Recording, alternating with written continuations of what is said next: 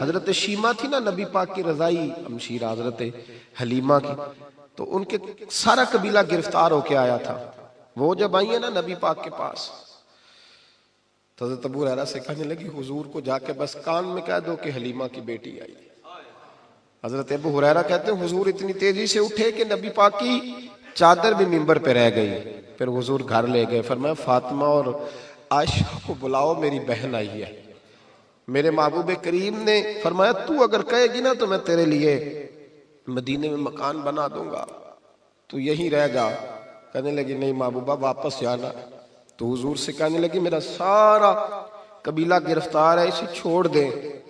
حضرت ابو ہریرہ کہتے ہیں ہر کام حضور نے مشورے سے کیا، پر جب بہن نے کہا نا چھوڑ دے، اور میں کوئی مشورہ نہیں، جیسے تو کہے گی ویسے ہی ہو جائے گا، جیسے تو کہے گی ویسے ہی ہو جائے گا، جس طرح تو چاہے گی. کون اشک شوئی کرے گا، کون بات سنے گا، کون دکھ کسی کے. پگلی بی بی پاگل عورت، دیکھے کبھی پاگلوں کو کوئی وقت دیتا؟ وہ پاگلوں کے پاس بیٹھا، میں بڑا مصروف آدمی ہوں، مجھے تو سیاںا بندہ ملنے آئے تو میں کہتا مختصر بات کرنا. ایک پگلی بی بی آئی پاگل، حضرت انس کہتے ہیں آ کے کھڑی، کہنے یا رسول اللہ مجھے کام ہے. پاگل عورت. تو نبی کریم صلی اللہ تعالیٰ علیہ وسلم نے کہا کیا کام ہے؟ تو اس کے محلے کے لوگ کھڑے ہو گئے، کہنے لگے حضور چھوڑیں گے تو دیوانی ہے، ایسی باتیں کرتی رہتی ہے. جناب انس بن مالک فرماتے ہیں حضور ناراض ہوئے، فرمایا تم سے بات کر رہی ہے کہ مجھ سے کر رہی ہے؟ کرنے دو باتیں. کیا بات ہے بتا؟ کہنے لگی حضور یہاں نہیں کرنی، میرے ساتھ آئے. نبی کریم اس کے پیچھے پیچھے چلنے لگے. جناب انس فرماتے ہیں کہ صحرا میں لے گئی، نبی پاک ریت پہ بیٹھ گئے، سامنے بیٹھ گئی. کہنے لگی حضور بچوں کو منع کریں، مجھے روڑے مارتے. فرمایا میں کہہ دوں گا، اب نہیں کریں گے. حضور میرے گھر والے میری بات نہیں سنتے. فرمایا میں سمجھاؤں گا. یا رسول اللہ یہ پاگل کہہ کے چھیڑتے. حضور نے فرمایا کوئی نہیں کہے گا، میں منع کر دوں گا. حضرت انس کہتے ہیں دیر تک حضور کو ریت پہ حضور بیٹھے. یار یہ بھی سنت ہے میرے نبی، صرف کھانے کے درمیان میٹھا کھانا ہی سنت نہیں میرے بھائی، یہ بھی نبی پاک کی سنت ہے، یہ بھی رسول پاک کا طریقہ ہے. نبی کریم نے دیر تک وقت دیا، دیر تک. کبھی ہستی کبھی رو دیتی. حضرت انس کہتے ہیں میں نے یہ انداز بھی دیکھا، جب وہ ہستی تو حضور بھی ہستے. کبھی کو پاگل کے غم سن کے بھی رویا. لیکن ایسا کوئی محبوب کہیں ہوگا نہ کہیں ہے، بیٹھا ہے چٹائی پہ مگر عرش نشیں ہے. میرے محبوب نے کھل کے باتیں سنی، کھل کے اپنی مرضی سے. کہنے لگی محبوبہ میں تھک گئی ہوں، اب آپ جائیں. حضور میں تھک گئی ہوں، آپ جائیں. نبی کریم اٹھے اور اٹھ کے فرمایا کسی کا خیال نہ کرنا، جب تیرا دل کرے دوبارہ آ جا. یار یہ حسن ہے، یہ وقار ہے کہ تو اشک شوئی کس طرح. میں نا ابھی انتظار کر رہا ہوں، میں ابھی انتظار کر رہا ہوں کہ ایم این اے آئے گا تو اس غریب کی مدد کرے گا. میں ابھی انتظار کر رہا ہوں کہ ایم پی آئے گا تو اس کی مدد کرے گا. میں ابھی انتظار کر رہا ہوں کہ بہت بڑا سیٹھ آئے گا تو مدد کرے گا. جب محلے کا اور گاؤں کا چودھری کسی غریب پہ ظلم کر رہا ہوتا ہے تو میں اپنے بچے کو کہہ رہا ہوتا تو نہ اس لڑائی میں جانا، ہمیں کیا لگے. تو کون پھر اس کا ہاتھ، ظلم پھر ختم کیسے ہوگا؟ پھر کیا طریقہ ہے ظلم ختم کرنے کا؟ جب کوئی ظالم کو ظالم کہنے کوئی تیار نہ ہو. وہ زمانہ جب نبی کریم صلی اللہ تعالی وسلم مکہ شریف میں اعلان نبوت فرمایا تھا تو سارا مکہ مخالف ہو گیا، سارا مکہ. ایک وقت عروج کا ہوتا ہے، ایک وقت ایسا ہوتا ہے جب غربت ہوتی ہے، ابتدا ہوتی ہے اسلام پر غربت کا زمانہ. قبیلہ بنو آراش کا ایک شخص مکے آیا، وہ کہتا ہے میں چھوٹا سا تاجر تھا. میری باتوں کی سمجھ تو آ رہی ہے نا آپ حضرات؟ جو نہیں بول رہے انہیں بھی آ رہی ہے. اللہ تعالیٰ آپ کو جزا دے. بس ایک دو بات اور عرض کرنی ہے آپ حضرات. حضرت طارق بن عبداللہ رضی اللہ تعالیٰ عنہ اس کے راوی ہیں، فرماتے ہیں وہ بنو آراش کا رہنے والا شخص آیا. وہ کہتا ہے میں چھوٹا سا تاجر تھا، بیوپاری تھا. میں گاؤں سے جانور اونٹ گھوڑے خریدا کرتا، مکے میں لا کے بیچتا، مدینے میں لے جا کے بیچتا، طائف میں. میں ایک دفعہ نا بڑے سرخ رنگ کے خوبصورت 2 اونٹ مکے لایا. میں مکے کے لوگوں کو زیادہ نہیں جانتا تھا، منڈی میں جو لوگ آتے جاتے تھے انہیں جانتا تھا، مال بیچ کے چلا جاتا تھا. آج میں مکے میں داخل ہوا تو ابو جال مجھے کہنے لگا یہاں ایک شخص نے دعویٰ نبوت کیا، اس کے قریب نہ جانا. میں نے کہا ٹھیک ہے نہیں جاؤں گا. میں نے اونٹ دکھائے تو ابو جال کو پسند آ گئے، سودا ہو گیا، اونٹ خرید لیے. وہ شخص کہتا ہے کہ اونٹ خرید کے نا، تو کہنے لگا فلاں محلے کی فلاں گلی کے فلاں کونے میں میرا گھر ہے، کل آ کے پیسے لے جانا۔ کہتے میں اگلے دن پیسے لینے گیا تو کہنے لگا آج نہیں میرے پاس، کل آنا۔ میں اگلے دن پھر گیا پیسے، کہنے لگا نہیں کل آنا۔ ہوٹل ہوتے نہیں تھے، مکے میں میرا رشتہ دار کوئی نہیں تھا، میں فٹ پاتھ پہ سوتا، جو چند کھجوریں اور سرکہ میرے پاس تھا وہ پہلے دن ہی ختم ہو گیا۔ انویسٹمنٹ بھی ساری وہیں لگی ہوئی تھی، گھر میں بچے بچیاں انتظار کر رہے تھے، میں بڑا مجبور ہوا، تھک گیا۔ تیسرے دن میں گیا تو میں نے کہا پیسے، کہنے لگا کل آنا۔ میں نے ذرا دبا کے بات کی، میں نے کہا یار میری کوئی پھپھو تو رہتی نہیں مکہ مکرمہ میں، غریب آدمی ہوں، میرے پیسے دے میں جاؤں۔ جب دبا کے بات کی تو کہنے لگا جا دوڑ جا، جہاں سے ملتے ہیں لے لے، بھاگ جا۔ یہ تاجر جب ڈوبتے ہیں نا تو معاذ اللہ تعالیٰ کچھ تو ایسے ہوتے ہیں جو خودکشی کر کے مر جاتے ہیں، اس لیے کہ بڑے لوگ ان کے ساتھ وابستہ ہوتے ہیں۔ جب کسی کی اصل راہ سے ڈوب جائے کہتے ہیں میں کانپنے لگا۔ میں نے پوچھا لوگوں سے کہ تمہارے چودھری سردار بڑے کہاں بیٹھتے ہیں؟ تو کہا وہ جو حرم مکہ کے ساتھ ٹولیاں بنا کے بیٹھے ہیں نا، وہ سارے ہمارے سردار ہی ہیں۔ کہتے میں وہاں گیا، ابو سفیان تھے، ابو لہب تھا، عتبہ، طیبہ، شیبہ، ابو البختری، اخنس بن شریک، سب بیٹھے۔ میں نے جا کے کہا یارو میں بنو عراش کا رہنے والا ہوں، چھوٹا سا تاجر ہوں، 2 اونٹ یہاں لا کے بیچ بیٹھا ہوں تو ایک شخص نے خریدے ہیں، وہ پیسے نہیں دیتا۔ کہتے ہیں عتبہ بولا یا ابو سفیان بولا، کون ہے جو تیرے پیسے کھا گیا؟ طاقت ہے کسی کی نام لے؟ تو کہتے ہیں میں نے کہا اس کا نام ابو جہل ہے۔ جب میں نے یہ کہا نا تو کہنے لگے اوہو وہ تو پیسے نہیں ملتے تیرے، وہ تو بڑا گنڈا ہے، تو بہت بڑے بدماش کے پاس لگ گئے، وہ تو نہیں پیسے ملنے لگے، کبھی نہیں ملتے۔ فرماتے اب میں کانپا، اب تو میری امیدیں ٹوٹنے لگیں، اب میرے آنسو چھلکنے لگے۔ تو ایک شخص نے نا مذاق کیا، ادھر دیکھیے گا میری طرف، مذاق کیا۔ کہتے ہیں سامنے نا خانہ کعبہ کی دیوار کے ساتھ ٹیک لگا کے رسول پاک تشریف فرما تھے، نبی کریم بیٹھے ہوئے تھے، نبی کریم۔ تو ایک بندے نے معاذ اللہ ثم معاذ اللہ نقل کفر نہ باشد، اس نے نا مذاق کیا، کہنے لگا وہ جو بندہ بیٹھا ہے وہ تیرا مسئلہ حل کر سکتا ہے۔ کہتے ہیں اس نے مذاق کیا، باقی ہنسنے لگے۔ مجھے سمجھ نہ آئی کہ بھیجتے بھی ہیں اور مذاق بھی اڑاتے ہیں، لیکن ڈوبتے کو تنکے کا سہارا میں حضور علیہ السلام کے قریب پہنچا۔ نبی کریم کچھ وظیفہ پڑھ رہے تھے۔ یہ غریب آدمی نا بیچارہ وزیر سے بھی ڈرتا ہے تو پیر سے بھی ڈرتا ہے کہ کہیں طبیعت پہ کوئی چیز گرا نہ گزر جائے۔ تو کہتے ہیں میں ڈرتے ڈرتے نا پیچھے بیٹھ گیا کہ فارغ ہوں گے تو میں بات کروں گا۔ فرماتے میں ابھی پیچھے بیٹھا ہی تھا، پورا بیٹھا بھی نہیں تھا کہ میرے رسول پاک نے میری طرف توجہ فرمائی، رخ میری طرف پھیرا، 2 جملے نبی پاک نے کہے تو مجھے یوں لگا جیسے پردیس میں مجھے ماں مل گئی ہو۔ 2 جملے، پہلا فقرہ حضور نے فرمایا پردیسی لگتے ہو، اور دوسرا فقرہ فرمایا پریشان لگتے ہو۔ فرماتے ہیں بات چھم چھم میرے آنسو گرے، چھم چھم۔ اور بھائی کوئی اپنا ملے تو رونے کا مزہ آتا ہے نا، کوئی دکھ پوچھے تو پھر بندہ آنسو گرائے نا، ہر ایک کو تو دکھ سنائے بھی نہیں جاتے۔ وہ شاعر اردو کا ہے، آپ کی سمجھ میں آ گیا تو بڑا اچھا ہے۔ اس نے کہا تھا کہ ہجوم غم میں بھی توہین ضبط غم نہ ہوئی، ہم اس احتیاط سے روئے کہ آنکھ نم نہ ہوئی۔ ہجوم غم میں بھی توہین ضبط غم نہ ہوئی، ہم اس احتیاط سے روئے کہ آنکھ نم نہ ہوئی۔ ہم روئے بھی ہیں پر ہم نے کوشش کی ہے کہ کوئی ہمارے آنسو نہ دیکھے، چھپ چھپا کے روئے۔ فرمانے لگے نبی رحمت صلی اللہ علیہ وسلم نے فرمایا پردیسی اور پریشان لگتے ہو۔ کہتے میں جب رویا نا تو کریم رسول نے کام بھی نہیں پوچھا، یہ بھی نہیں پوچھا مسئلہ کیا، مجھے تبکی دی۔ فرمایا چپ کر، روتا کیوں ہے؟ جیسے تو کہے گا ویسے ہی ہو جائے گا۔ کیا کہا بریلی کے امام نے؟ فرمانے لگے غم زدوں کو رضا مجدہ دیجئے کہ جاؤ اعلان کر دو، غم زدوں کو رضا مجدہ دیجئے کہ ہے، بے کسوں کا سہارا ہمارا۔ نبی کریم نے فرمایا فکر نہ کر، جیسے تو کہے گا ہو جائے۔ کہتے حضور پہلے مجھے گھر لائے، سرکہ کھلایا، کھجوریں دی، دودھ پلایا، میں 2-3 دنوں کا بھوکا تھا، میں نے راج کے کھایا۔ کہتے ہیں جب میں سیر ہو گیا نا میری تسلی ہو گئی۔ اب حضور نے فرمایا بتا تیرا مسئلہ کیا ہے؟ سارا علاقہ کسی اور طرف ہے، شہر کسی اور طرف ہے، پر میرے نبی حق کے ساتھ ہے۔ حالات نہیں ہے اس وقت کہ حق کے ساتھ کھڑا ہوا جائے، پر حضور حق کے ساتھ ہے۔ میرے نبی کریم سید عالم صلی اللہ تعالی علیہ وآلہ وسلم نے فرمایا، کریم رسول فرمانے لگے کیا مسئلہ ہے؟ ابو جہل پیسے نہیں دیتا۔ فرمایا اس نے کیوں نہیں دینے، دے گا پیسے، کیوں نہیں دینے پیسے؟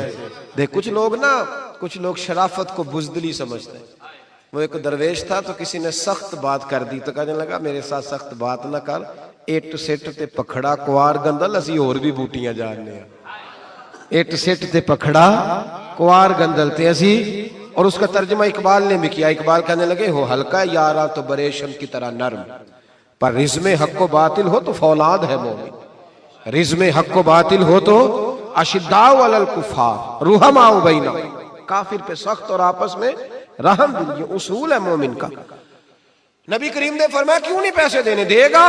ان الذین قالوا ربنا اللہ ثم استقاموا تتنزل علیہم الملائکہ, جو رب کا نام لے کے ڈٹ جائے اللہ اس کی مدد کے لیے فرشتوں کا نزول فرما دیا کرتا ہے.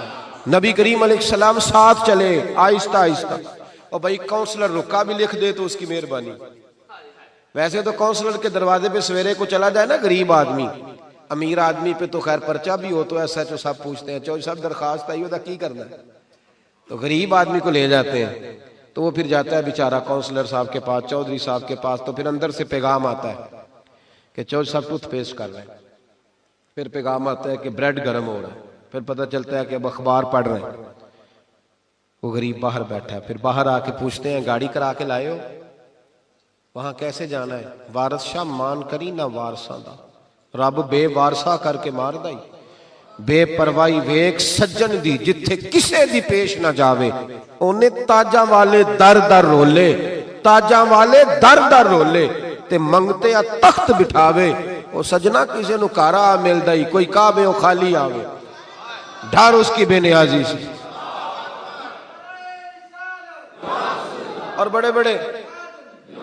بڑے بڑے حاجی نمازی, ناراض نہ ہونا میری بات, بڑے بڑے حاجی نمازی حق کی بات کرنی ہوتی ہے تو پیچھے ہٹ جاتے ہیں. ایک بابا بلے شاہ صاحب کی بات نہ کر دوں درمیان میں. بابا صاحب نے بڑا شکوہ کیا, کہنے لگے حج بھی کیتی جاندے ہو تے لہو بھی پیتی جاندے ہو, حج بھی کیتی جاندے ہو تے لہو بھی پیتی جاندے ہو, کھو کے مال یتیماں دا تے بھیج مسیتی جاندے ہو, پھٹ دلاں دے سیندے نہیں تے ٹوپیاں سیتی جاندے ہو, نفس تے چھری پھیر دے نہیں تے دمبے کیتی جاندے ہو, فرض پلائی بیٹھے ہو تے نفلہ نیتی جاندے ہو. او دسو تے صحیح بلے شاہ نو ایک ہی کیتی جاندے ہو, او کچھ دسو تے صحیح بلے شاہ نو ایک ہی کیتی. نبی کریم صلی اللہ علیہ وسلم نے فرمایا دینے کیوں نہیں, ہم حق کے ساتھ. حضور ساتھ چلے تو وہ شخص کہتے ہیں جب گلی میں حضور جا رہے تھے نا تو میرے دل میں خیال آ رہا تھا کہ وہ تو بڑا بدماش ہے اور حضور تو بولتے بھی دھیما دھیما ہے, وہ تو بڑا گنڈا ہے. اور میں 100 باتیں کرتا تو حضور ایک جواب دیتے, نیچی نظروں کی شرم و حیا پر درود, اونچی بینی کی رفعت پہ لاکھوں سلام.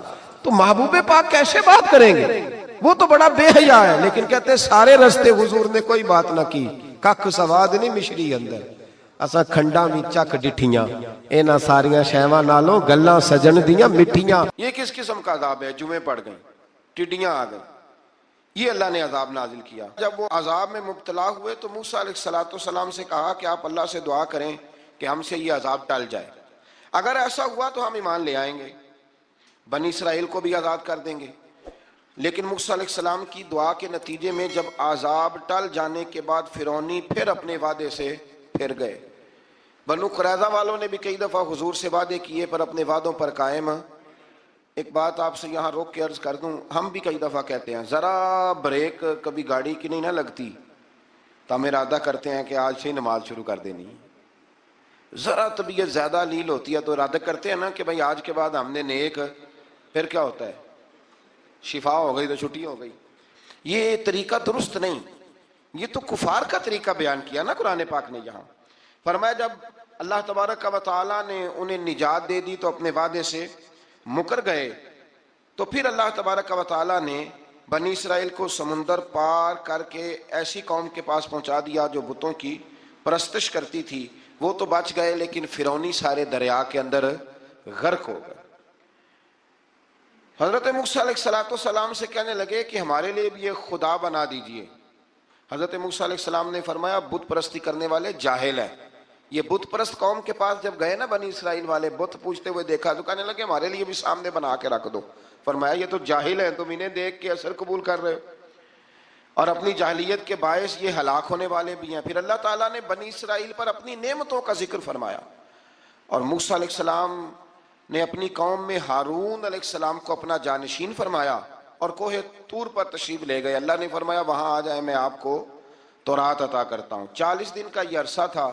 موسیٰ علیہ السلام نے وہاں پہ جا کے، وہ سارا واقعہ بھی انہی آیات میں ہے کہ حضرت موسیٰ نے عرض کیا تھا کہ رب ارنی، یا اللہ میں تجھے دیکھنا چاہتا ہوں، تو فرمایا لن ترانی، تو نہیں دیکھ سکتا۔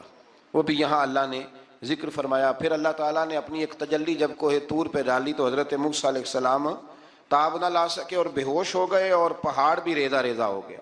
اس کا ذکر بھی اللہ نے انہی آیات میں فرمایا۔ آیت نمبر 144 سے 155 تک حضرت موسیٰ علیہ السلام کو رسالت عطا کرنے، کلیم اللہ کا منصب عطا کرنے، تورات عطا کرنے کا ذکر ہے۔ آگے چل کے بتایا کہ جو متکبر لوگ ہیں نا، وہ آیات الہیہ سے منہ پھیرتے ہیں، اور جو لوگ اللہ کی آیات اور قیامت کو جھٹلاتے ہیں ان کے اعمال باطل ہیں۔ پھر موسیٰ علیہ السلام کے کوہ طور پر قیام کے عرصے میں بنی اسرائیل کے زیورات سے بچڑا بنا کر اسے معبود بنانے کا ذکر ہے۔ ان میں ایک جادوگر تھا سامری، سنا ہے سلالہ میں اس کی قبر ہے۔ حضرت موسیٰ کوہ طور پہ چلے گئے تو اس نے پیچھے سے نا سونے کا ایک بچڑا بنا لیا، اس میں سونے کی تاریں اس کے منہ میں لگائیں، ہوا چلتی تھی تو بجتی تھی۔ اتنے کمزور عقیدے کی یہ قوم تھی کہ انہوں نے فٹافٹ ماننا شروع کر لیا، فٹافٹ ماننا، کہنے لگے یہ ٹھیک ہے۔ چنانچہ موسیٰ علیہ السلام جب واپس آئے تو قوم پر غصے اور افسوس کا اظہار فرمایا اور کہا میرے پیچھے تم نے ایسا برا کام کیا۔ انہوں نے تورات کی تختیاں بھی زمین پہ ڈالیں اور اپنے بھائی ہارون علیہ السلام کا سر پکڑ کے اس سے جواب طلبی کی۔ انہوں نے کہا اے میرے ماں جائے، بڑے خوبصورت لفظ ہے قرآن پاک، اے میرے ماں جائے، اے میرے بھائی، قوم نے مجھے بے بس کر دیا اور قریب تھا کہ یہ مجھے قتل بھی کر دیتے۔ اب آپ مجھ پر سختی کر کے دشمنوں کو ہنسنے کا موقع نہ دیں، کبھی بھی دشمنوں کو اپنے اوپر ہنسنے کا موقع نہ دینا چاہیے۔ پھر آیت نمبر 151 میں موسیٰ علیہ السلام کی دعا اور کلمات استغفار کا ذکر ہے۔ آگے چل کے بتایا کہ غصہ ٹھنڈا ہونے پر موسیٰ علیہ السلام نے تورات کی تختیوں کو اٹھایا جن کی تحریر میں اللہ سے ڈرنے والوں کے لیے ہدایت اور رحمت کی بشارت تھی۔ آیت نمبر 156 سے لے کر 158 تک میں موسیٰ علیہ السلام کی دعا کا ذکر ہے، جس میں انہوں نے اپنی قوم کے لیے اللہ تعالیٰ سے دنیا اور آخرت کی بھلائی مانگی۔ اللہ تعالیٰ نے فرمایا یہ کامل نعمت میں ان لوگوں کو عطا کروں گا جو ایمان کے ساتھ تقوی بھی اختیار کریں گے، یہ انہیں ملے گی نعمت، اور پھر وہ زکوٰۃ دیں گے اور اس عظیم رسول یعنی نبی کریم صلی اللہ تعالی علیہ وآلہ وسلم کی وہ پیروی کریں گے۔ یہ آیت نمبر 158 ہے، یہ سورہ اعراف کی۔ چونکہ حضور علیہ السلام کی بڑی عظمتوں کا اللہ کریم نے یہاں ذکر ارشاد فرمایا ہے، اور ایک تفصیل ہے نبی کریم صلی اللہ تعالی علیہ وسلم کی سیرت مبارکہ کی۔ اللہ تبارک و تعالیٰ کبھی توفیق دے، اللہ تعالیٰ کبھی ہمت دے تو ان آیات پر غور کریں تو وہ نعتیں جو قرآن نے بیان کی ہیں حضور کی، وہ بھی بڑی شاندار ہیں۔ قرآن مجید میں اللہ کریم نے فرمایا جو لوگ پیروی کریں گے اس رسول کی جو بغیر پڑھے ہوئے دنیا میں آئے ہیں، دنیا میں آ کے کسی سے پڑھا بے پڑھے رسول کی جو پیروی کریں گے۔ کون سے رسول؟ الذی یجدونہ مکتوبا عندہم فی التوراۃ والانجیل، فرمایا یہ وہ رسول ہے جن کو لکھا ہوا تورات میں بھی پائیں گے اور انجیل میں بھی پائیں گے۔ ان کی شان وہ نبی کیا کریں گے؟ یأمرہم بالمعروف وینہاہم عن المنکر، وہ انہیں نیکی کا حکم کرتا ہے اور برائی سے منع فرماتا ہے۔ ویحل لہم الطیبات، اور نبی پاک ان پر حلال چیزوں کو، پاک چیزوں کو حلال کرتے ہیں اور گندی چیزوں کو ان پر حرام کرتے ہیں۔ حلال حرام کا اختیار اللہ نے رسول پاک کو بھی عطا فرمایا ہے، حضور کو بھی اللہ نے اختیار دیا۔ اسی لیے تو حضور کسی کو کہہ دیتے تھے چل تو نہ 5 نہ پڑھنا تو 2 ہی پڑھ لینا، یہ بھی حضور نے فرمایا۔ ایک بندے نے روزہ توڑ لیا تو فرمایا کھجوریں مجھ سے لے جا اور گھر جا کے کھا لے، روزہ بھی تو نہیں توڑا ہے تو مجھ سے لے جا، گھر جا کے کھا، تیرا کفارہ ادا ہو جائے۔ نبی پاک صلی اللہ علیہ وسلم نے بڑی ساری جگہوں پہ اس اختیار کو، تو قرآن مجید نے کہا وَيُحِلُّ لَهُمُ الطَّيِّبَاتِ، پاک جتنی چیزیں پاک تھیں وہ میرے نبی نے تم پر حلال کر دی۔ وَيُحَرِّمُ عَلَيْهِمُ الْخَبَائِثِ، اور جو گندی چیزیں تھیں ناپاک تھیں وہ نبی پاک نے تم پر حرام کی ہیں، جو پہلے ہی ٹھیک نہیں تھی وہ حضور نے حرام فرمائی۔ اور پھر بڑے خوبصورت لفظ ہیں اگر آپ جاگ کے سنیں تو، فرمایا وَيَدَعُ عَنْهُمْ، اور وہ ان پر سے اتارتے ہیں، اسرہم والاغلال التی کانت علیہم، فرمایا نبی پاک ان سے ان کا بوجھ اتارتے ہیں اور کاٹتے ہیں وہ زنجیریں جن میں یہ لوگ جکڑے ہوئے تھے، غلامی کی زنجیریں، سخت ترین احکام کی زنجیریں۔ فرمایا میرے رسول تو دنیا میں زنجیریں کاٹنے کے لیے آئے، حضور نے لوگوں کی زنجیریں کاٹ دی۔ فرمایا فالذین آمنوا بہ وعزروہ ونصروہ، فرمایا جو لوگ اس نبی پر ایمان لائیں گے، ان کی تعظیم کریں گے، ان کے دین کی مدد کریں گے، واتبعوا النور الذی انزل معہ، اور اس نور کی پیروی کریں گے جو ہم نے نبی پاک کے ساتھ اتارا ہے۔ وہ کیا ہے؟ حضور کے ساتھ کیا اترا ہے؟ قرآن مجید۔ فرمایا جو اس کی پیروی کریں گے اولئک هم المفلحون، یہی لوگ ہیں کامیاب ہونے والے۔ اور اگلی آیت میں فرمایا محبوب آپ کہہ دیں، آج پھر کھل کے اعلان کر دیں، کیا کہا؟ قل یا ایھا الناس انی رسول اللہ الیکم جمیعا، فرمایا لوگوں کو بتا دیں کہ میں ایک قبیلے کا، ایک گروہ کا، ایک ملک کا نہیں، میں سارے انسانوں کا رسول بن کے آیا ہوں، تمام انسانوں کی طرف۔ اور حضور نے اعلان فرمایا، خود بخاری کا لفظ ہے، فرمایا ارسلت الی الخلق، فرمایا میں صرف انسانوں کا نہیں، جس کو اللہ نے پیدا کیا ہے میں ان سب کا رسول بن کے دنیا میں آیا، سب کا رسول بن کے میں دنیا میں آیا ہوں۔ تو ان آیات کے اندر اللہ تبارک و تعالیٰ نے رسول کریم علیہ السلام کی ان ساری عظمتوں کو بیان فرمایا۔ آیت نمبر 160 میں موسیٰ علیہ السلام کے پتھر پر ضرب لگانے اور ان کے قوم کے 12 قبیلوں کے لیے 12 چشمے جاری ہونے کے معجزے، اور پھر بادل کے سایہ کرنے والا معجزہ، من اور سلوہ کے اترنے کا بیان بھی فرمایا، اور اس کے بعد اس امر کا بیان بھی فرمایا کہ بنی اسرائیل کو حکم ہوا کہ معافی مانگتے ہوئے اور سجدہ کرتے ہوئے بیت المقدس میں داخل ہو جاؤ، مگر انہوں نے اس مسئلے میں بھی تحریف کر دی، اس کو بھی بدل دیا۔ مزید بتایا کہ سمندر کے کنارے جو ایک بستی تھی، انہیں ہفتے کے دن وہاں مچھلیاں پکڑنے سے منع کیا گیا تھا، مگر انہوں نے اللہ کے حکم کی نافرمانی کی، سوائے ایک گروہ کے۔ بنی اسرائیل کی نافرمانیوں کے باعث اللہ نے ان کی صورتوں کو بدل دیا، اللہ نے انہیں۔ ایک شخص نے ایک بزرگ سے پوچھا کہ نبی پاک علیہ السلام کی رحمت سے ہمیں کیا ملا ہے؟ معاذ اللہ، اگر میں ابھی پوچھوں کہ حضور کی رحمت سے کیا ملا ہے، تو بزرگ کہنے لگے کہ اس طرح کر، شام کو گھر جانا اور آئینے کے آگے کھڑے ہونا اور اپنے پچھلی زندگی کے سارے اعمال دیکھنا اور پھر اپنا چہرہ دیکھنا، اگر بدلا نہیں نا تو سمجھ لے میرے رسول کی رحمت سے حصہ ملا ہوا ہے، تجھے میرے کریم محبوب کی رحمت سے حصہ ملا ہوا ہے۔ ورنہ وہ نافرمانی کرتے تھے تو ان کے چہرے بدل جاتے تھے، دروازوں پہ لکھا جاتا تھا۔ سنگیوں بتاؤ نا، اگر آج بھی یہ حال ہو تو کون کسی کو منہ دکھانے کے قابل رہ جائے؟ کون کسی کو منہ دکھانے؟ دعا فرمائیں اللہ محبوب کی غلامی میں ہمیں پختگی نصیب فرمائے۔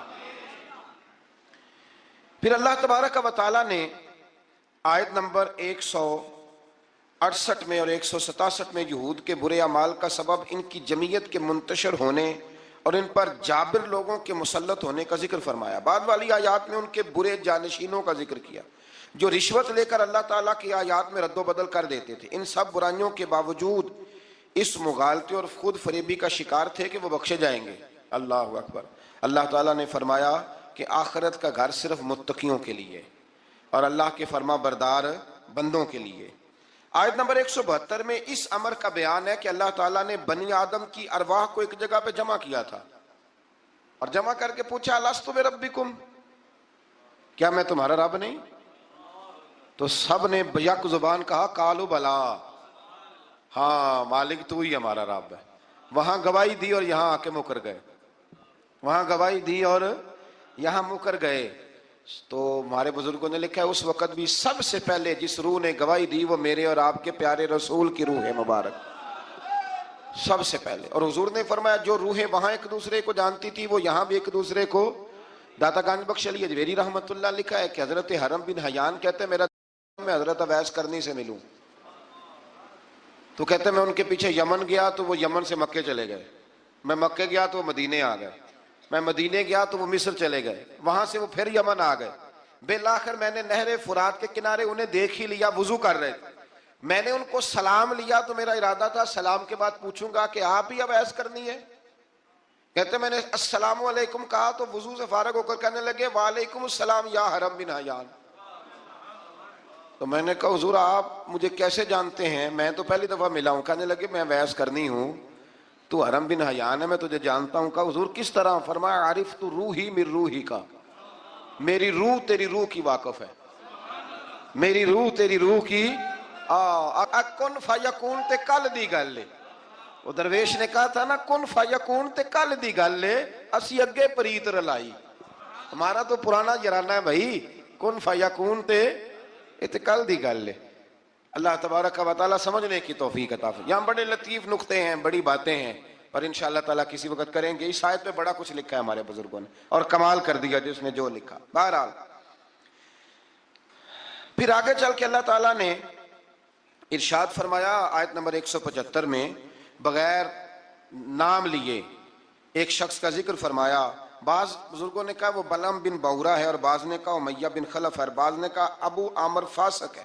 ان تینوں میں سے ایک برائی ان تینوں میں مشترک تھی، تینوں میں وہ جرم پایا جاتا تھا، وہ یہ تھا کہ ان کے پاس علم بھی تھا، زہد اور ریاضت بھی تھی بلم بن بورا کے پاس، لیکن حضرت موسیٰ کے حسد کی وجہ سے تباہ ہو گیا۔ اسی طرح امیہ اور ابو عامر نبی پاک علیہ السلام کے حسد کی وجہ سے تباہ ہو گئے۔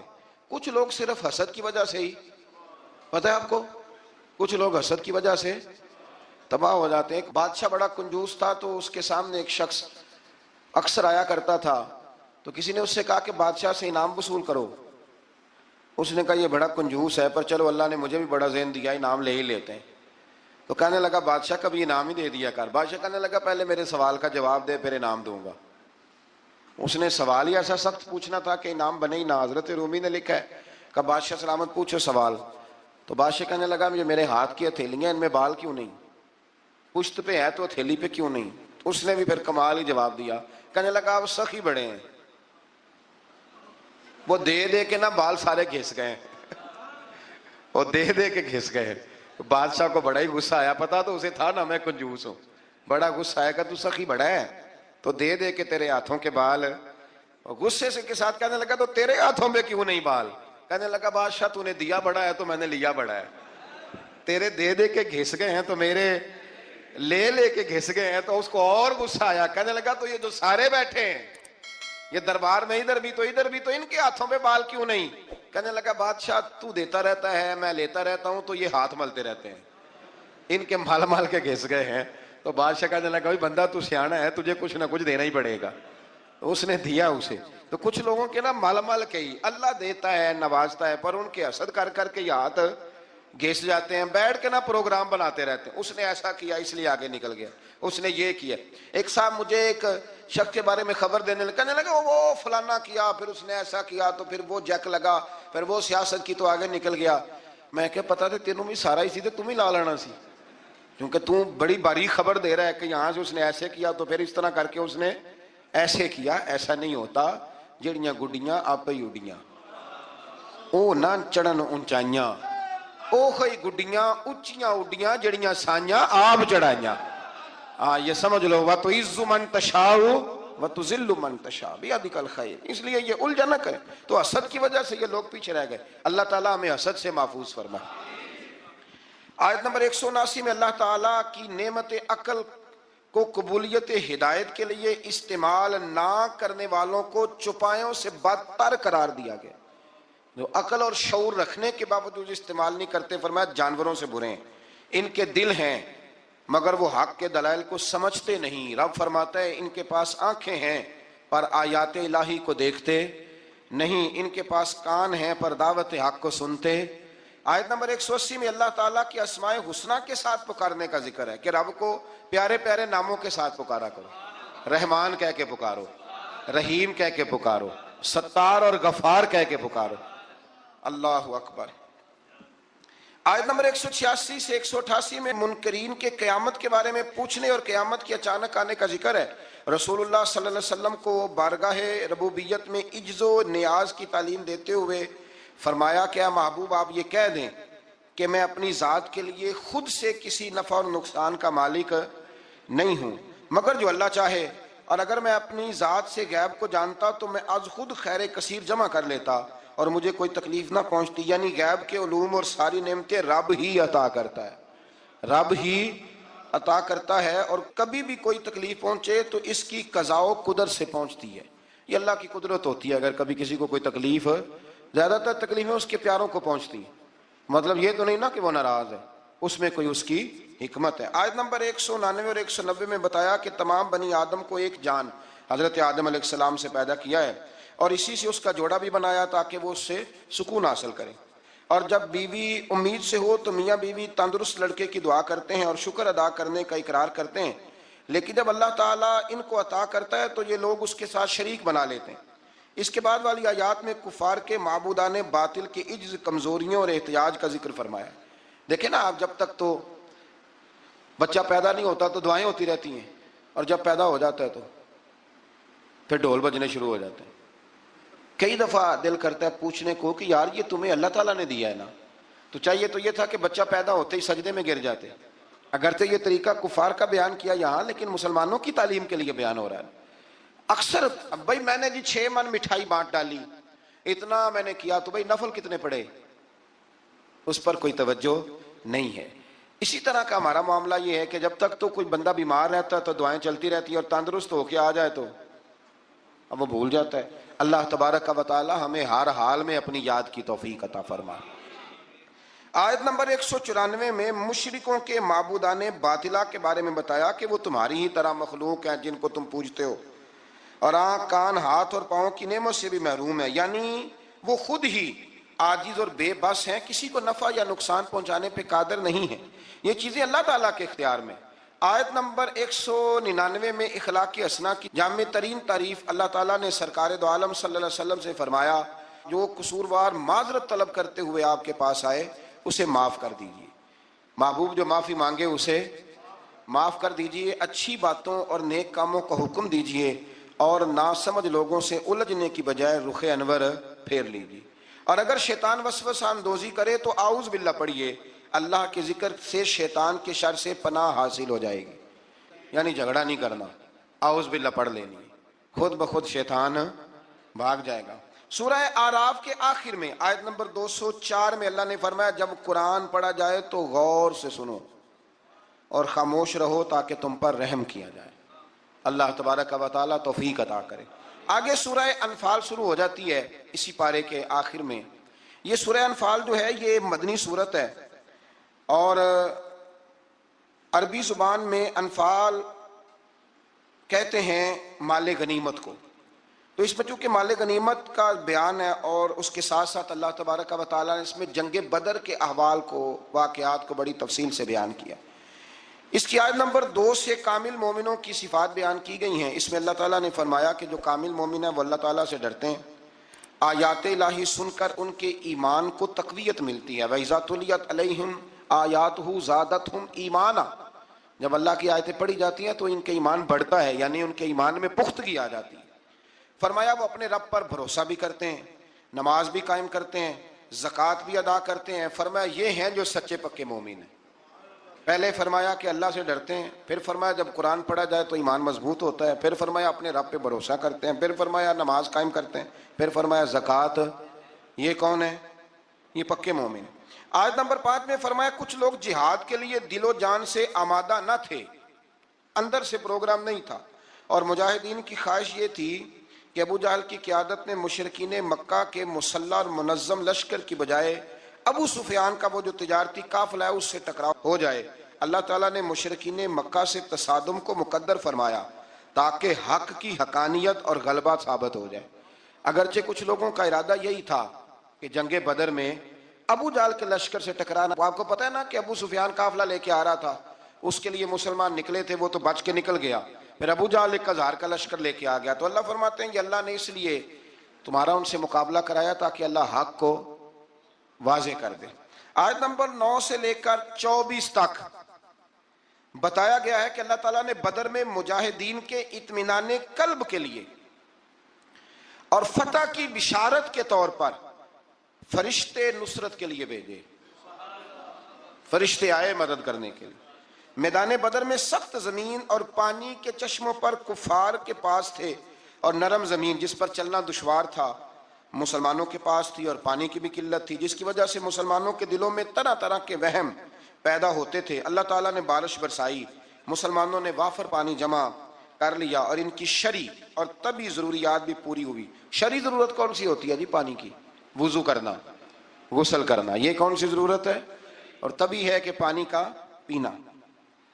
اور دلوں کو بھی اطمینان ملا کہ اللہ نے بارش عطا کر دی۔ اللہ تعالیٰ نے میدان جہاد میں پسپائی اختیار کرنے والوں کو اپنے غضب کا حقدار قرار دیا۔ میدان بدر میں رسول اللہ صلی اللہ علیہ وسلم نے مٹھی میں ریت لے کر کافروں کی جانب پھینکی، یہ مٹھی میں پکڑ کے حضور نے پھینکی تو فرمایا یہ لوگ رسوا ہو جائیں، یہ ریت ان کی آنکھوں میں جا پڑی۔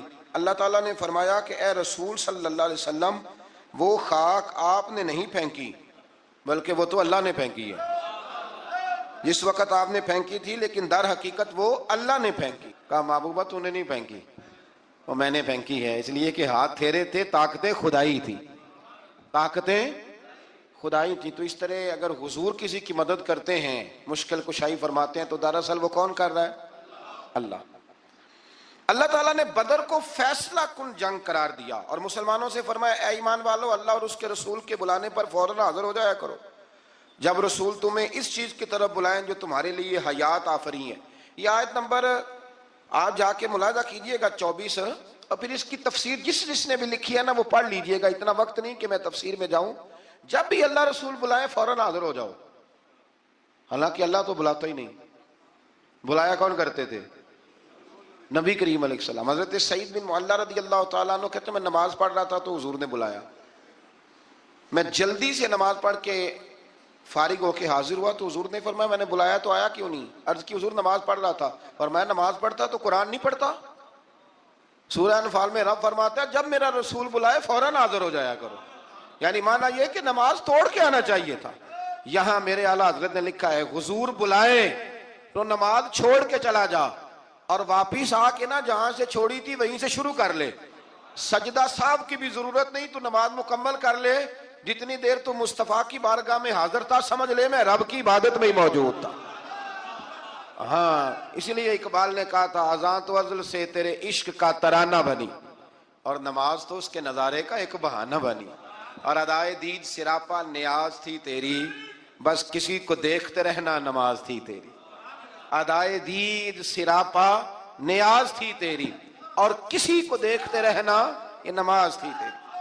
آیت نمبر 25 میں فرمایا یہ مت سمجھنا کہ ظالموں کے فتنے کا وبال صرف ان لوگوں تک محدود رہے گا، اگر عمل بالمعروف اور نہی عن المنکر کا عمل رک گیا تو اس کے اثرات باقی معاشرے کو بھی بھگتنے پڑیں گے۔ یہ آیت نمبر 25 ہے۔ اگر نیکی کا حکم دینا چھوڑ دیا جائے، برائی سے منع کرنا چھوڑ دیا جائے تو اس کا وبال صرف ان لوگوں پہ نہیں پڑتا، سارے معاشرے پہ پڑتا ہے۔ لوگ سمجھتے ہیں کہ ان درسوں کی، ان تقریروں کی، ان وعظوں کی کوئی اہمیت نہیں، یہ پڑھو رب کا قرآن۔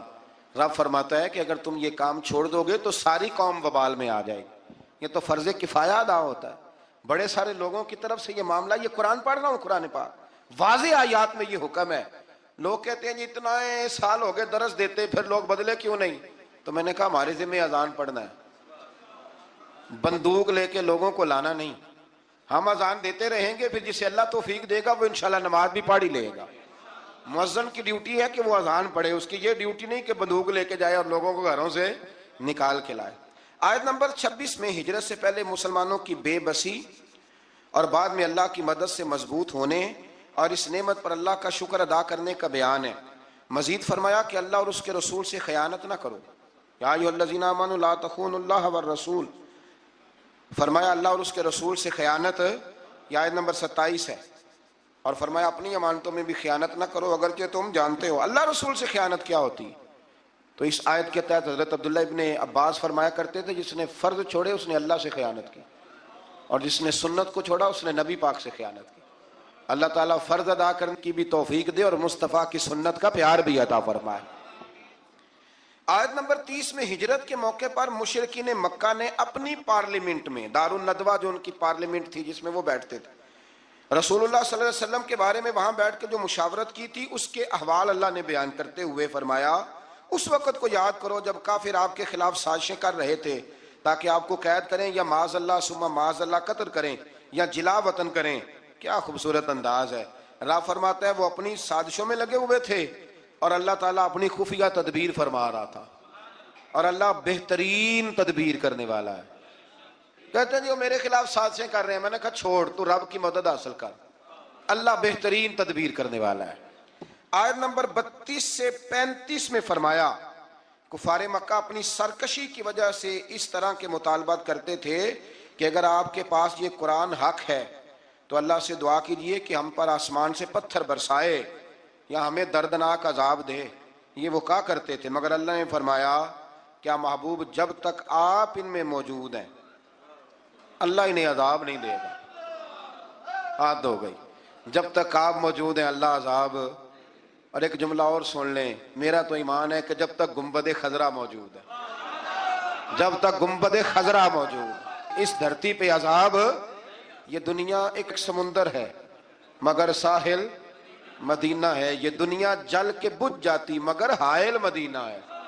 یہ دنیا جل کے بجھ جاتی مگر یہ زمین پہ مدینہ ہے. اسی لیے تو ہر جگہ سبزہ اگتا ہے, ورنہ جو ہم کام کرتے ہیں وہ تو جل کے مرنے والے ہیں. تو فرمایا محبوب جب تک آپ موجود ہیں اللہ عذاب. او سجنوں ادھر آنکھیں کھول کے سننا, اگر حضور موجود ہوں, اگر حضور موجود ہوں تو رب کافر کو عذاب نہیں دیتا تو محمد عربی کے غلاموں کو کیوں عذاب دے گا؟ جب ان کے دشمنوں کو عذاب نہیں دیتا ان کے ہوتے ہوئے. اسی لیے حضرت انس بن مالک نے پوچھ لیا تھا یا رسول اللہ قیامت والے دن کہاں تلاش کروں؟ موٹی بات ہی کر دی, ترمذی میں موجود ہے. حضور نے نہیں فرمایا کہ چل نماز روزہ سیدھا کر, مجھے ڈھونڈ کے کیا کرے گا. حضور کہاں تلاش کروں؟ فرمایا حوض کوثر پہ آ جانا, امتیوں کو میں جام پلا رہا ہوں گا. حضور وہاں ملاقات نہ ہوئی, فرمایا میزان عمل پہ آ جانا, اعمال تول رہے ہوں گے میں دعائیں کر رہا ہوں گا. حضور وہاں ملاقات نہ ہوئی, فرمایا پل صراط پہ آ جانا, امت گزر رہی ہوگی میں دعائیں کر رہا ہوں گا. اور بریلی کے امام کہنے لگے پھر ہمیں کیا پریشانی ہے پل سے گزرنے کی؟ فرمانے لگے رضا اب پل سے وجد کرتے گزریے کہ ہے رب سلم صدائے محمد, کیونکہ خدا کی رضا چاہتے ہیں دو عالم, خدا چاہتا ہے رضائے محمد صلی اللہ علیہ وسلم. پھر اللہ تبارک و تعالیٰ نے فرمایا اور جب تک وہ استغفار کر رہے ہیں تو بھی اللہ تعالیٰ ان کو عذاب نہیں دے گا. پھر فرمایا بیت اللہ کے پاس مشرکوں کی نماز آخر ہے کیا؟ سیٹیاں اور تالیاں بجانے کی صورت میں تھی. اور آگے چل کے مقصد جہاد بیان فرمایا, فرمایا اور ان سے جنگ کرتے رہو حتیٰ کہ کفر کا غلبہ نہ رہے اور پورا دین اللہ کے لیے ہو جائے. اور فرمایا اللہ کے رستے سے روکنے کے لیے خرچ کرنے والوں کا ہاتھ, جو لوگوں کو روکتے ہیں اللہ کے رستے میں خرچ کرنے سے, فرمایا ان کے ہاتھ حسرت کے سوا, پچھتاوے کے سوا کوئی اور چیز نہیں ہے. خود کہتے ہیں حضور جب اس کے دروازے تک پہنچے تو نبی پاک نے دستک دی. ابو جال دروازے پہ آیا اور جب اس نے آ کے پوچھا نا کیا بات ہے کیوں آئے, تو کہتے ہیں پھر میں نے حضور کی نظروں کو اٹھتے ہوئے دیکھا. پھر اعلیٰ حضرت بولے, فرمانے لگے غضب سے ان کے خدا بچائے, غضب سے ان کے اللہ ہی بچائے جب حضور غضبناک ہو. فرمایا نظریں اٹھی اور نبی کریم فرمانے لگے تو غریبوں کا خون نچوڑ کے چودھری بننا چاہتا ہے؟ ان مسکینوں کی گردنیں جھکا کے غریب آدمی اب بول نہیں سکتا, انہیں برا کہہ کے چودھری بننا چاہتا ہے؟ یہ تیری سرداری ہے, یہ تیرا کمال ہے. اس پردیسی کے پیسے دبا گیا, لا پیسے اس کے. اس نے ہاتھ باندھ دیے, کہنا جی میں ہونی لے آیا جی. دوڑا گیا اندر سے. میرے رسول پاک کو اللہ نے روب عطا فرمایا. نبی پاک فرماتے ہیں میں 1 مہینہ دور ہوتا ہوں تو دشمن میرا پھر بھی ڈر رہا ہوتا. یہ اللہ نے روب دیا محبوب پاک. ابھی لایا جی, دوڑا گیا, گھر سے پیسے لایا. میرے کریم رسول نے نا وہ پیسے اس شخص کو تھمائے. ادھر سے ابو سفیان نے ایک جاسوس بھیجا تھا, جاؤ دیکھ کے آؤ ابو جال کیا کرتا ہے. وہ بھی چھپ کے دیکھ رہا تھا. نبی کریم ابو جال سے کہنے لگے تیری دوبارہ شکایت نہ آئے. کہنے لگا جی آئندہ احتیاط کروں گا. حضور نے پیسے اسے دیے. اب کسی شخص کی لوٹی ہوئی دولت مل جائے اور ڈوبے ہوئے خزانے نکل آئے تو کتنا راضی ہوتا ہے. حضور نے دیے تو خوش ہو گیا. دیکھو میرے محبوب کا کمال. یہاں کچھ لوگ نیکی کرتے ہیں تو پھر سواری بھی کرتے ہیں کہ اب روز میرا شکریہ ادا کر چونکہ میں نے نیکی کی ہے. محبوب فرمانے لگے تو اگر کہے تو میں جاؤں. خود بھیک دے خود ہی کہے منگتے کا بھلا ہو. تو کہے تو جاؤں, کہے تو جاؤں. بیچارہ رو پڑا. کہنے لگا محبوبہ اس شانوں والی ماں کا نام پوچھ سکتا ہوں جس کے گھر میں تیرے جیسا لال آیا ہے؟ اس عظمتوں والے باپ کا نام جس نے تیرے جیسا لال جنا؟ محبوبہ وہ شانوں والا قبیلہ جس میں آپ آئے, آپ کا نام حضور نے فرمایا نام چھوڑ، تجھے تکلیف ہوگی، یہ لوگ تجھے پریشان کریں گے، تو بس یہ پیسے رکھ۔ حضور اگلی گلی میں گئے تو جاسوس کہنے لگا ان کے پیچھے نہ جانا، یہ معاذ اللہ جادوگر ہے، ساحر ہے۔ اس نے ہاتھ جھٹکا، کہنے لگا دفع ہو جا، تو بھی جھوٹ بولتا ہے اور تیرے سارے سردار بھی جھوٹ بولتے ہیں، اگر کائنات میں کوئی سچا ہے تو وہ محمد عربی کی ذات سچی ہے، یہ رسول کائنات۔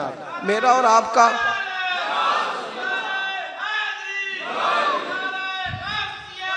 سنیں،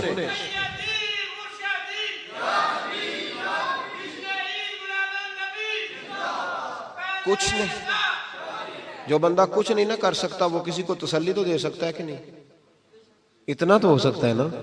قرآن مجید نے کہا یا ایھا النبی انا ارسلناک شاہدا ومبشرا ونذیرا، میرے رسول پاک نا خوشخبریاں سنانے آئے، ڈر سنانے آئے۔ تھوڑا تھوڑا نا ایک دوسرے کا ہاتھ پکڑنا شروع کریں، چھوڑ دیں انتظار کرنا۔ مجھے بڑا اچھا لگا یہ لبیک فاؤنڈیشن جو ان دوستوں نے بنائی۔ دیکھو خیر کا کام کوئی بھی کرے نا، میری ایک طبیعت ہے، میں کہتا ہوں کہ میں یہاں آپ کے یہاں بیان کر رہا ہوں تو فیصل آباد میں جو بندہ اس وقت تقریر کر رہا ہے نا، مجھے اس کی تعریف کرنی چاہیے، اس لیے کہ میں یہیں کر سکتا ہوں اس وقت، وہاں جا کے نہیں کر سکتا۔ جو لاہور میں کر رہا ہے مجھے اس کو سپورٹ ہے۔ ہم پتہ کیا کرتے ہیں کہ خیر بس وہی ہے جو میرے پاس ہے، دائیں بائیں کچھ بھی نہیں۔ خدا مجھے ایسی خدائی نہ دے کہ اپنے سوا کچھ دکھائی نہ دے، ایسا نہ کرو۔ جتنا بھی جہاں بھی جو بھی اچھا کام کر رہا ہے اس کو سپورٹ کریں، اس سے نا ایک یونٹی پیدا ہوگی، ایک خوبصورتی آئے گی۔ تھوڑا تھوڑا پیار کرنا سیکھیں۔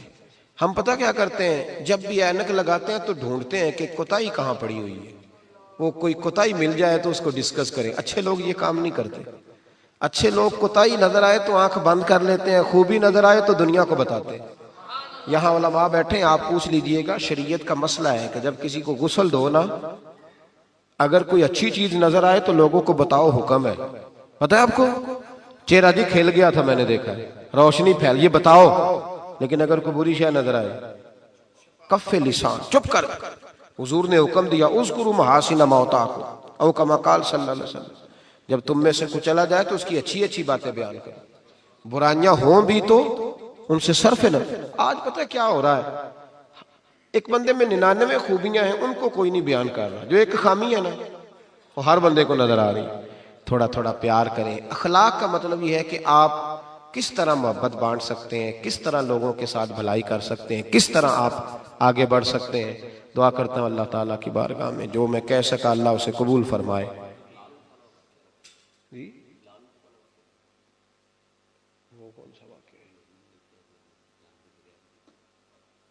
بات یہ ہے کہ بہت ساری باتیں ایسی ہیں، ابھی آتے آتے میرے کان میں بھی کچھ کہا جا رہا تھا، کیونکہ سوشل میڈیا نا جی، تو دوست جو ہیں وہ باتیں سنتے رہتے ہیں، کرتا رہتا ہوں میں۔ اللہ تبارک و تعالیٰ توفیق عطا فرمائے۔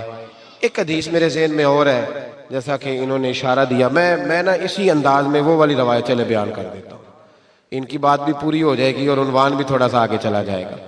نبی کریم علیہ السلام جب احساس فرماتے تھے نا، احساس، تو وہاں میرے نبی پاک نے جانور کا بھی احساس فرمایا۔